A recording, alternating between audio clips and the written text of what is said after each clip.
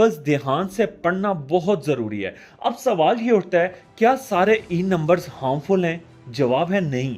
यूरोपीय यूनियन और एफडीए ने बहुत से ई नंबर्स को सेफ डिक्लेयर किया है अगर उन्हें स्पेसिफिक लिमिट्स में यूज किया जाए। लेकिन प्रॉब्लम तब होती है जब एक पर्सन रोज के डाइट में अननोइंगली इनका ओवरडोज लेने लगता है। एक शॉकिंग बात यह है कि पाकिस्तान और साउथ एशियन कंट्रीज में अभी तक फूड लेबलिंग रेगुलेशन इतनी स्ट्रिक्ट नहीं है। कंपनीज हर प्रोडक्ट पर डिटेल नहीं लिखती और लोग भी इंग्रेडिएंट्स लिस्ट पढ़ने में इंटरेस्टेड नहीं होते। लेकिन यूरोप में हर ई नंबर का यूज रेगुलेट किया जाता है और अगर किसी एडिक्टिव का साइड इफेक्ट प्रूव हो जाए तो उसे तुरंत बंद कर दिया जाता है। इसलिए आज से एक स्मार्ट कंज्यूमर बन जाइए। जब भी कोई प्रोसेस्ड फूड आइटम खरीदें, उसके पिछले साइड पर इंग्रेडिएंट्स जरूर पढ़िए। अगर आपको ई नंबर समझ नहीं आता तो गूगल करें या ट्रस्टेड लिस्ट से क्रॉस चेक